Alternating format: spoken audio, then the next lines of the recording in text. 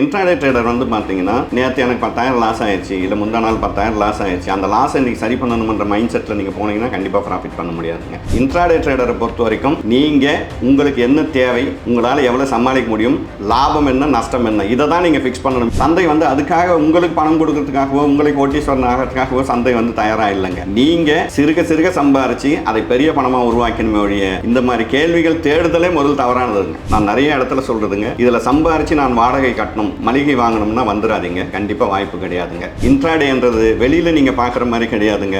அதுக்குள்ள நிறைய விஷயங்கள்.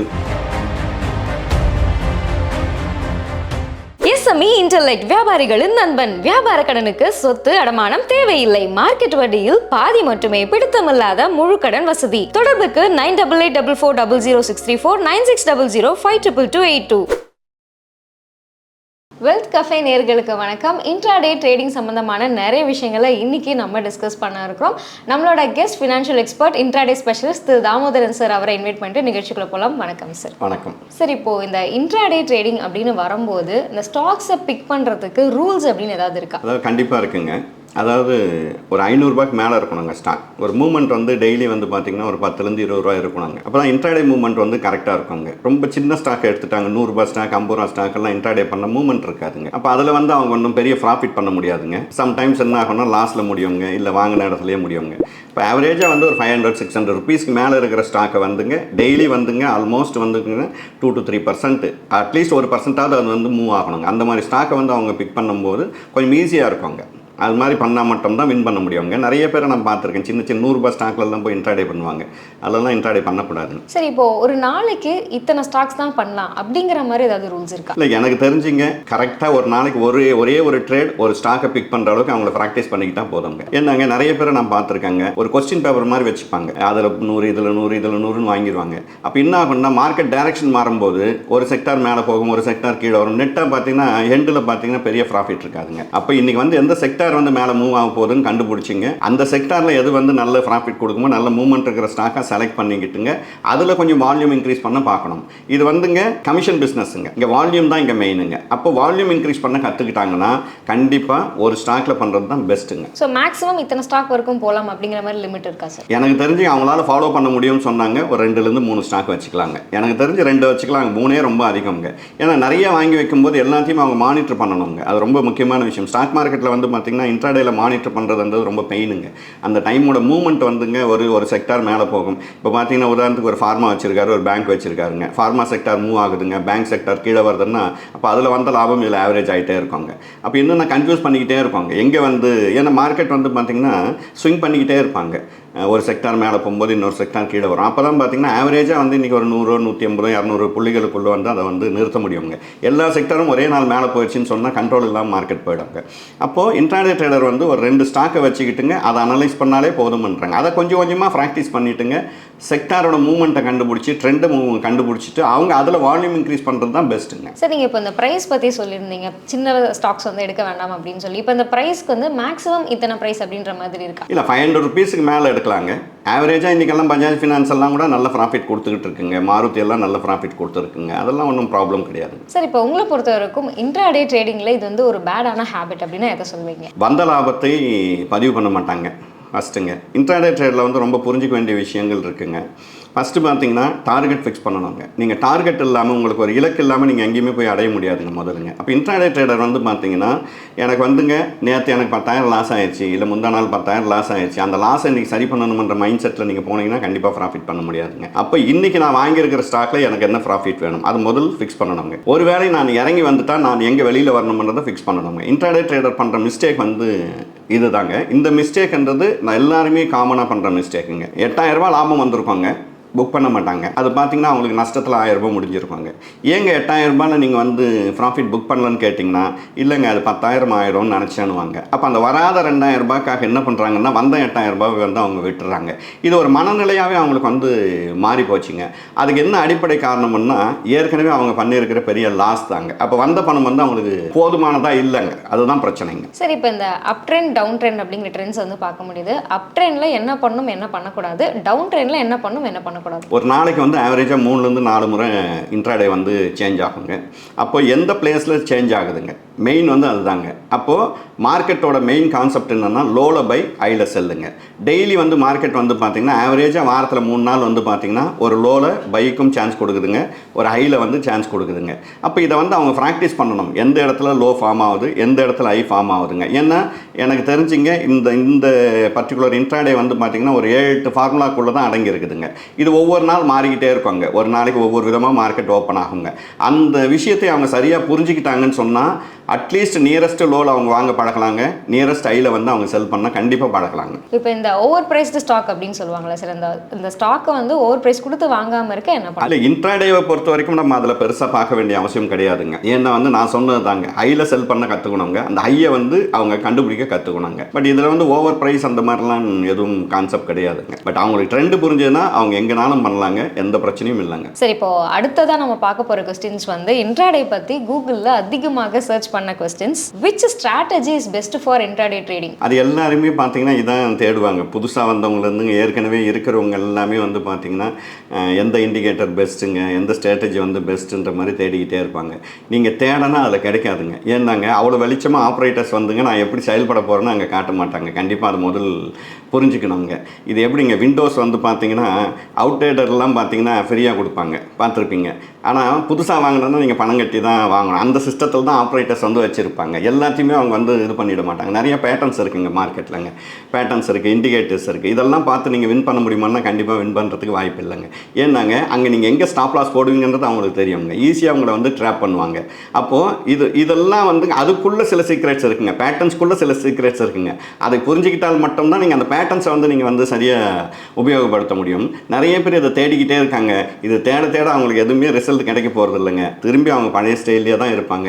இதையெல்லாம் தேடுறதுக்கு பதிலுங்க சின்ன சின்ன விஷயங்களை புரிஞ்சுங்க. டெய்லி மார்க்கெட்டை வாட்ச் பண்ணி மார்க்கெட்டோட மூவ்மெண்ட் எப்படி இருக்குது, மார்க்கெட்டுக்கு வரத்துக்கு முன்னாடி நான் இன்னொரு முறை கூட சொன்னேங்க, வேறு இந்த நிகழ்ச்சியிலேயே கூட நான் சொல்லியிருக்கேங்க, மார்க்கெட்டுக்கு வரத்துக்கு முன்னாடி ஓப்பன் மைண்டாக எதுவும் தெரியாமல் வந்து சந்தையில் உட்காருங்க. ஏற்கனவே யாரோ பேசுனதை வச்சியோ இல்லை வேறு யூஎஸ் மார்க்கெட்டை வச்சியோ மற்ற அனலைஸ் எல்லாம் வச்சுக்கிட்டு நீங்கள் உள்ளே வந்தீங்கன்னா ஏற்கனவே நீங்கள் வந்து இன்றைக்கி மார்க்கெட் இப்படி தான் இருக்கும்ன்ற எண்ணத்தோடு நீங்கள் வந்தீங்கன்னா இன்ட்ராடே ட்ரேடில் என்றைக்குமே வின் பண்ண முடியாதுங்க. அது ரொம்ப முக்கியமான கண்டிஷன். அடுத்ததா how I earn 500 a day in intraday trading? ரொம்ப ஈஸிங்க. 500 பார்த்தீங்கன்னா ஸ்டாக் மார்க்கெட்டில் வந்து ரொம்ப ஈஸியாக வந்து எடுத்துடலாங்க இன்ட்ராடே ட்ரேட்லங்க.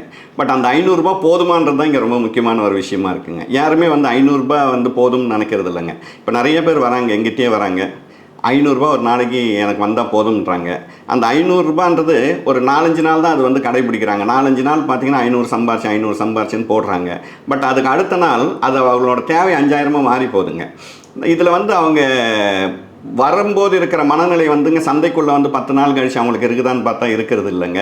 அவங்களோட தேவைகளை வந்து அதிகமாகிக்கிறாங்க, அதுக்கு தகுந்த மாதிரி அவங்க வந்து உருவாயிடுறாங்க. இன்னும் கூட சொல்லணும்னாங்க, இன்றைக்கி பங்குச்சந்தைக்குள்ளே வர்றவங்களே நிறைய பேர் வந்து BMW கார் வச்சுருக்கிறவங்க இவங்களெல்லாம் பார்த்து தான் வந்து ரெஃபரே ஆகுறாங்க. நம்மளும் போனால் இந்த மாதிரிலாம் வாங்கிடலாம் போலங்குது, நம்ம என்ன சம்பாதிக்கணும்னு நினைக்கிறத விட்டுட்டுங்க அடுத்தவங்க என்ன வச்சுருக்காங்கன்ற மாதிரி தான் இந்த ஃபீல்டுக்குள்ளே வராங்க. இந்த ஃபீல்டுக்குள்ளே வரதுனால தான் என்ன ஆகுதுன்னா அவங்க என்னெல்லாம் ஸ்டைல் ஃபாலோ பண்ணுவாங்களோ அந்த ஸ்டைலெல்லாம் ஃபாலோ பண்ண ட்ரை பண்ணுறாங்க. நான் என்ன சொல்கிறேன், நீங்கள் BMW காரு பெரிய பங்களா வச்சுருந்தா மட்டும்தான் முக்கியம் கிடையாதுங்க. நமக்கு தேவையானதை எடுக்கிற சக்தியை நம்ம வளர்த்துக்கணுமே ஒழிய அவர் என்ன வச்சுருக்காருன்றதை பார்க்கக்கூடாதுங்க. இன்றைக்கி எல்லாருமே அதை தான் பண்ணுறாங்க. நான் பாரு இதை சம்பாரிச்சிட்டேன், இதை வச்சுருக்கேன், அதை வச்சுருக்கணும் போது இதெல்லாம் இன்ஃப்ளூயன்ஸ் ஆகி என்ன பண்ணுறாங்கன்னா இவங்க தவறாக பண்ணிங்க பெரிய நஷ்டத்துக்குள்ளே போய் மாட்டுறாங்க. இன்ட்ராடே ட்ரேடரை பொறுத்த வரைக்கும் நீங்கள் உங்களுக்கு என்ன தேவை, உங்களால் எவ்வளோ சமாளிக்க முடியும், லாபம் என்ன நஷ்டம் என்ன, இதை தான் நீங்கள் ஃபிக்ஸ் பண்ணணுமே ஒழிய நான் என்ன சம்பாதிக்கிறேன், நான் என்ன வச்சுருக்கேன், அவர் என்ன வச்சுருக்கார், இவர் என்ன வச்சுருக்காரு நீங்கள் போட்டி போட்டிங்கன்னா கண்டிப்பாக நஷ்டத்தில் தான் போய் முடியும். How can I get a big profit in intraday? இதுவும் அதிகமாக சர்ச் பண்ணப்பட்ட ஒரு கொஸ்டின் சார். அது வந்து நிறைய பேர் எதிர்பார்க்குறது. இப்போ நம்ம சொன்னது தாங்க, ஒரே நாளைக்கு வந்து பார்த்தீங்கன்னா என்னோட 1 லட்ச ரூபாய் வந்து 20 லட்சம் ஆயிடணும், 1 கோடி ஆயிடணும்னு எதிர்பார்க்குறாங்க. சந்தை வந்து அவ்வளோ ஈஸியாக பணம் கொடுக்காது இல்லையா, முதல் புரிஞ்சுக்கணுங்க. சந்தை வந்துங்க அவ்வளோ ஈஸியாக பணம் கொடுக்கும்னா இன்றைக்கி பெரிய பெரிய கோட்டீஸ்வரர்கள் எல்லாம் உருவாகிருப்பாங்க இல்லையா, சந்தை அப்படி பணம் கொடுக்காதுங்க. முதல்ல அந்த மாதிரி தேடுதலே முதல் தவறான ஒரு விஷயங்க. ஏன்னா நம்மளோட பிரச்சனையை தீர்க்கறதுக்காக பங்குச்சந்தை இல்லைங்க, அது ஒரு சப்போர்ட், அவ்வளோதாங்க. அது ஒரு இன்வெஸ்ட்மெண்ட் ஏரியாங்க, அவ்வளோதானே ஒழிய உன்னோட மொத்த பிரச்சனையும் தீர்க்கறதுக்கோ இல்லை உன்னை பணக்காரன ஆகிறதுக்கோ அது வந்து அங்கே ரெடியாக இல்லைங்க. அதை முதல் புரிஞ்சுக்கணுங்க. இந்த மாதிரி கொஸ்டின்ஸ் எல்லாம் யார் நிறைய கேட்டிருப்பாங்கன்னா இந்த மிடில் கிளாஸ்லேருந்து வர்றவங்க நிறைய பேர் அதை தேடி இருப்பாங்க. ஏன்னா அவர்களோட பண தேவை சீக்கிரமாக வந்து பணம் சம்பாதிக்கணும். இப்போ நான் சொன்னது தாங்க, மற்றவங்கள பார்த்து இன்ஃப்ளூயன்ஸ் ஆக ஆகிறதுங்க. இந்த மாதிரி இருக்கிறவங்களுக்கு என்னென்னா உடனடியாக நம்ம வந்து பணம் சம்பாரிச்சிட முடியாதா அப்படின்னுங்க. இப்போ கூட சொன்னாங்க, சார் இந்த எலெக்ஷனில் வந்து பார்த்தீங்கன்னா மார்க்கெட் வந்து மேலே போகுதுங்க, மேலே போச்சுன்னா நான் வந்து ஒரு 1 லட்ச ரூபா போட்டால் எனக்கு ஒரே நாளில் 3 கோடி வந்துருமா சார், 2 கோடி வந்துருமா சார், இப்படியெல்லாம் வந்து கொஸ்டின்ஸ் எல்லாம் வந்துகிட்டு இருக்குங்க. பட் அப்போ என்னென்னாங்க, இவங்களோட எதிர்பார்ப்புகள் பார்த்தீங்கன்னா ரொம்ப பெருசாக இருக்குங்க, இன்வெஸ்ட்மெண்ட் வந்து சின்னதாக இருக்குங்க. ரைட்டுங்க. இது நடைமுறை சாத்தியமான்னு சொன்னால் கண்டிப்பாக நடைமுறை சாத்தியம் கிடையாதுங்க. சந்தை வந்து அதுக்காக உங்களுக்கு பணம் கொடுக்கறதுக்காகவோ உங்களுக்கு கோட்டீஸ்வரன் ஆகிறதுக்காகவோ சந்தை வந்து தயாராக இல்லைங்க. நீங்கள் சிறுக சம்பாரித்து அதை பெரிய பணமாக உருவாக்கணுமே ஒழிய இந்த மாதிரி கேள்விகள் தேடுதலே முதல் தவறானதுங்க. சரி, இப்போ இன்ட்ராடே ட்ரேடிங் அப்படின்னு வரும்போது முக்கியமான மைண்ட் செட் ரூல் ஒன்று. இன்ட்ராடே ட்ரேடில் வந்துங்க ஒருவேளை 10,000 ரூபாய் லாஸ் வந்துருச்சுங்க, பரவாயில்லைங்க, திரும்பி அது உங்களுக்கு ஒரு சான்ஸ் கொடுக்குங்க. நீங்கள் எங்கே லாஸ் பண்ணீங்களோ அந்த 10,000 நெருங்கி வரும், உங்கள் காஸ்ட்டுக்கு வந்துடுங்க மார்க்கெட். அப்போ அது உங்களை உஷார்படுத்துதுன்னு அர்த்தம். நீங்கள் வெளியே வந்துருங்கன்ட்டுங்க. இப்போ நீங்கள் அந்த பிளேஸில் நீங்கள் 10,000 ரூபாய் நஷ்டப்பட்டுட்டீங்க, திரும்பி ரெக்கவரி ஆகி அந்த 10,000 கவர் ஆகுது, நியரஸ்ட் 10,000 9,000 கவர் ஆகும்போது ஓகே நமக்கு ஒரு வாய்ப்பை கொடுத்துருக்கு மார்க்கெட்டுன்னு சொல்லிட்டு நீங்கள் வெளியே வந்துட்டிங்கன்னா தப்பிச்சிங்க. அந்த இடத்துல வேறு ஏதாவது கணக்கு போட்டு இது மேலே போகும் அங்கே போகும் உங்கள் கணக்கையெல்லாம் நீங்கள் போட்டுக்கிட்டு இருந்தீங்கன்னா கண்டிப்பாக காலையில் அந்த 10,000 லாஸ், அதுக்கு மேலே இன்னொரு 10,000 லாஸோடு தான் நீங்கள் வந்து வீட்டுக்கு போவீங்க. இது முக்கியமான ரூலுங்க. லாஸ் பண்ண அத்தனை பேருக்கும் அகெயின் மார்க்கெட் ஒரு ரெக்கவரி ஏரியாவை கொடுக்குங்க. அந்த இடத்துல வெளியே வந்துட்டு ஃபஸ்ட்டு உங்கள் பணத்தை பாதுகாத்துக்குங்க, அதுக்கப்புறம் நீங்கள் இன்னொரு ட்ரேடு கூட பண்ணிக்கிங்க. பட் அங்கிருந்து மார்க்கெட் மேலே போகும்னு நினச்சிங்கன்னா கண்டிப்பாக கீழே வந்து நஷ்டத்தை தான் உருவாக்குங்க. சரி, இப்போ இந்த இன்ட்ராடே ட்ரேடிங்கில் யாரெல்லாம் இன்வால்வ் ஆகலாம்? அதாவது பார்த்தீங்கன்னா இப்போ நிறைய எங்களுக்கு வந்து ஃபோன் கால்ஸ் வந்துகிட்டு இருக்குங்க. ஏன்னா நம்ம நிறைய கிளாஸஸ் பண்ணிக்கிட்டு இருக்கோங்க, அதனால் நிறைய ஃபோன் கால்ஸ் வருதுங்க. பட் மெயினாக வந்துங்க எல்லாராலையும் இன்ட்ராடே ட்ரேட் பண்ண முடியுமான்னா கண்டிப்பாக வாய்ப்பு கிடையாதுங்க. நிறைய பெண்கள் இப்போ ஃபோன் கால்ஸ் வந்துட்டு இருக்குங்க, நாங்கள் வந்து இன்ட்ராடே பண்ணலான்னு இருக்கேன், வீட்டில் இருக்கேங்க, நான் ஐடி ஜாப் விட்டுட்டாங்க எல்லாம் சொல்கிறாங்க.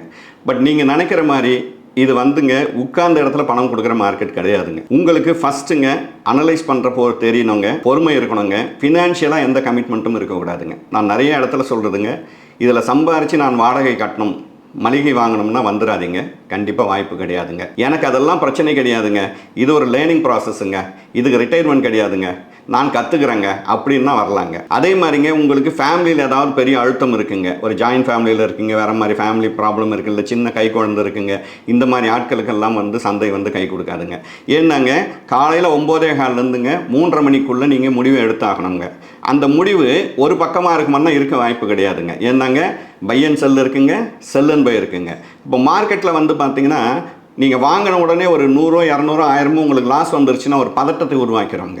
அப்போ இந்த மாதிரி சூழலில் ரொம்ப சின்ன அமௌண்ட்டில் இருக்கிறவங்கெல்லாம் பார்த்தீங்கன்னா இதுக்குள்ளே வந்தீங்கன்னா என்ன ஆகும்னாங்க ஒரு 1000 ரூபாய் நஷ்டத்தை கூட உங்களால் தாங்க முடியாத ஒரு சூழல் வந்துடுங்க. அந்த நஷ்டத்தை தாங்க முடியாத போகும்போது என்ன ஆகும்னா அது உங்களுக்கு தேவையில்லாத மனப்பிரச்சனையை வந்து உருவாக்குங்க. அதனால் கண்டிப்பாக வந்துங்க நான் கம்ஃபர்டபுளாக இருக்கேங்க, இதுக்கு ரிட்டைர்மெண்ட் கிடையாதுங்க, நான் லேர்னிங் ப்ராசஸில் இருக்கேங்க, எனக்கு வீட்டில் எந்த விதமான அழுத்தம் இல்லைங்க, சின்ன குழந்தைங்க கிடையாதுங்க அப்படின்றவங்க வரலாங்க. நான் ஒரு நாளைக்கு 1000 ரூபாய் எதிர்பார்க்குறேங்க, ரைட்டுங்க, என்கிட்ட ஃபினான்ஷியலாக நான் ஸ்ட்ராங்குங்க அப்படின்றவங்க தான் வரணுமே ஒழிய நிறைய எனக்கு ஃபோன் கால்ஸ் வருதுங்க. ஒரு நாளைக்கு 100 விதமான ஃபோன்ஸை நான் அட்டன் பண்ணுறேங்க, நான் ஆட்டோ டிரைவருங்க, நான் வந்து ஹாஸ்பிட்டலில் ஒர்க் பண்ணுறேங்க, இந்த மாதிரி நிறைய ஃபோன் கால்ஸ் வருதுங்க. பட் எல்லாரையும் நாங்கள் வேண்டான்னு சொல்லிடுறோங்க. அதுக்கு அடிப்படை காரணம் என்ன, நிறைய பேர் கோச்சிக்கிறாங்க, அப்போ நாங்கள்லாம் ட்ரேட் பண்ணக்கூடாதுங்க. நீங்கள் பண்ணுங்கள், உங்களுக்கு வர்ற காசை இன்வெஸ்ட்மெண்ட் பண்ணுங்கள். இன்வெஸ்ட்மெண்ட் பண்ண தெரியலையா ஒரு மியூச்சுவல் ஃபண்டில் போடுங்க. பட் இது பண்ண முடியாது, நீங்கள் ஆட்டோவையும் ஓட்டிக்கிட்டு ட்ரேடும் பண்ணணும்னு சொன்னால் என்ன தான் நாங்கள் கற்றுக் கொடுத்தாலும் உங்களால் ஃபாலோ பண்ணுறதுக்கு உண்டான வாய்ப்புகள் இருக்காதுங்க. தயவு செஞ்சுங்க, இன்ட்ராடேன்றது வெளியில் நீங்கள் பார்க்குற மாதிரி கிடையாதுங்க. அதுக்குள்ளே நிறைய விஷயங்கள் பல பேரோட நீங்கள் போராட வேண்டிய கட்டாயம் அதுக்குள்ளே இருக்குங்க. அதனால் பாதுகாப்பாக இருக்கிறதுக்கு கற்றுங்க. கம்ஃபர்டபுளாக இருக்கிறவங்க மட்டும் ட்ரேடுக்குள்ளே வாங்க. ஏற்கனவே இருக்கிறவங்க உங்கள் விட்ட லாஸை எல்லாம் உடனே எடுக்கணும்னு நினச்சிங்கன்னா இன்னும் அதிகமான லாஸ் தான் நடக்குங்க. மெதுவாக புரிதலோட உங்கள் லாஸை வந்து கொஞ்சம் கொஞ்சமாக குறைக்க பாருங்கள். ஏன்னா ஏற்கனவே இருக்கிறவங்க சந்தையை விட்டு போகிறதுக்கு உண்டான வாய்ப்புகள் கிடையாதுங்க. மெதுவாக உங்கள் லாஸை வந்து குறைக்க பாருங்கள், அதிகப்படுத்தாதீங்க லாஸைங்க. இதை ஒரு பிஸ்னஸாக எடுத்துக்கிட்டுங்க கண்டிப்பாக பண்ணும்போது அவங்களும் வந்துங்க விட்ட லாஸை கொஞ்சம் கொஞ்சமாக எடுத்துக்கிட்டு வரலாம். சார், இன்னைக்கு வந்து நிகழ்ச்சியில் கலந்துக்கிட்டு இன்ட்ராடே ட்ரேடிங் சம்பந்தமான நிறைய விஷயங்களை பகிர்ந்துக்கிட்டீங்க. நிகழ்ச்சியில் கலந்துக்கிட்டதுக்கு ரொம்ப நன்றி சார். நன்றி நேர்களே, இன்னைக்கு இன்ட்ராடே ட்ரேடிங் சம்பந்தமான நிறைய விஷயங்களை பார்த்தோம். மற்றும் ஒரு நிகழ்ச்சியில் சந்திக்கலாம். நன்றி. இந்த வீடியோ உங்களுக்கு பிடிச்சிருந்தா லைக் பண்ணுங்க, ஷேர் பண்ணுங்க, கமெண்ட் பண்ணுங்க. மறக்காம வெல்த் கஃபே தமிழ் சேனலை சப்ஸ்கிரைப் பண்ணிட்டு பெல் பட்டனை கிளிக் பண்ணுங்க.